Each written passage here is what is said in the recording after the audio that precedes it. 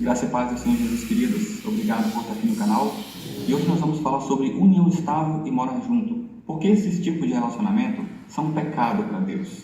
Você deve saber que o casamento é uma união perpétua e vitalícia de duas pessoas que consentidamente se unem em união matrimonial. O casamento, queridos, ele não é algo sem querer. Ele não é um relacionamento onde duas pessoas vão morando juntas por um tempo, e vai passando o tempo e tira um tempo que é casamento. Não é assim que funciona. Malaquias vai dizer o seguinte: porque o Senhor foi testemunha da aliança entre ti e a mulher da tua mocidade. Ok, em que relacionamentos Deus é testemunha? Exatamente onde há o cumprimento dos requisitos bíblicos que são descritos em Gênesis capítulo 2, versículo 24, que diz o seguinte: por isso deixa o homem pai e mãe, se une à sua mulher, tornando-se os dois uma só carne. O homem é independente, ele pode sustentar uma família, ou já pode arcar com as despesas de uma família. Ele toma a mulher como esposa e eles se unem em conjunção carnal, no ato sexual, em uma só carne, após feitos esses votos. A palavra de Deus vai nos dar alguns versos em que é necessário conscientemente, o homem, o casal, o homem e a mulher, se tomarem mutuamente como marido e esposa.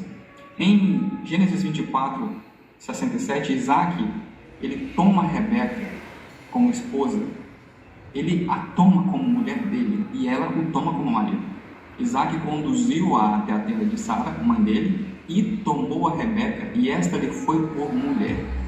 Você vê que sempre é algo que é consentido, que é algo onde tem a intenção de acontecer.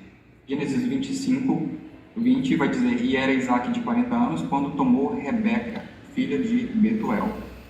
Gênesis 38, 2 diz: ali viu Judá, filho de um cananeu, chamada Sua, e a tomou por mulher, e a possuiu.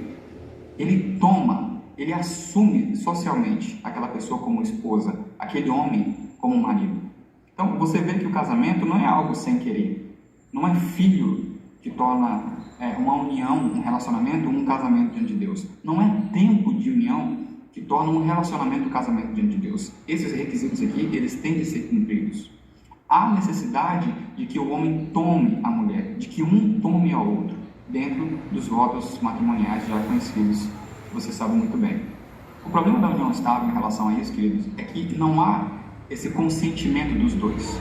Os dois vão para um relacionamento, ok? Eles se unem em uma só carne, muitas vezes vão morar juntos numa casa, num apartamento, mas eles não se tomam como marido e mulher, ok? E a união estável é isso, é um contrato de duas pessoas que assinam ali um papel que é dissolúvel, que pode ser quebrado, que pode ser desfeito caso não dê certo. A união estável, então, não cumpre esse requisito bíblico de união perpétua e vitalícia. Não há como haver um casamento em uma união onde as duas pessoas não querem estar naquela união de forma vitalícia. As pessoas que estão na união estável, elas sabem que é como se fosse um teste, algo que antecede o casamento para ver se vai dar certo. Você entende? Muitas pessoas não compreendem que isso é pecado diante de Deus, mas falo aqui para um público específico, de pessoas que já têm conhecimento bíblico, que são evangélicos, pessoas que já entendem alguma coisa da palavra de Deus. E esse relacionamento ele não condiz com aquilo que a palavra fala. Assim também é a questão de morar junto, onde não tem contrato, não tem nada, as pessoas simplesmente se unem porque tiveram um filho, porque querem ter relação sexual, mas não se tomam como marido e como mulher. Muitas vezes não tem nem como se sustentarem, mas vão morar juntos. Então isso é pecado diante de Deus, queridos. Muitos irmãos, muitas pessoas vivem na igreja numa situação assim. 1 João capítulo 3, versículo 6 diz que aquele que conhece a Deus não vive pecando, mas aquele que vive pecando nunca o viu e nem o conheceu. Se você vive numa situação assim, querido, saia desse negócio. Opte por honrar ao Senhor e esperar para que você possa se casar. A relação sexual é muito boa, mas dentro do vínculo matrimonial. Eu tenho falado nos vídeos aqui, você já deve ter ouvido, que a única relação sexual aceita diante de Deus é a do vínculo matrimonial, quando há o cumprimento desses requisitos bíblicos. Mas as pessoas hoje, infelizmente, têm se moldado ao mundo. É muito comum você ver pessoas morando É muito comum você ver pessoas que não se tomam como marido e mulher viverem maritalmente.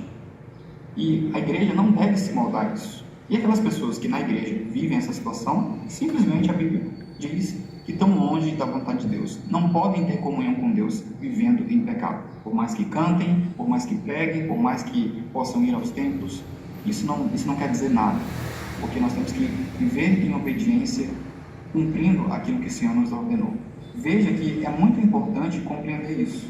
O vínculo matrimonial, ele é algo consentido, ele é algo que os dois desejam fazer.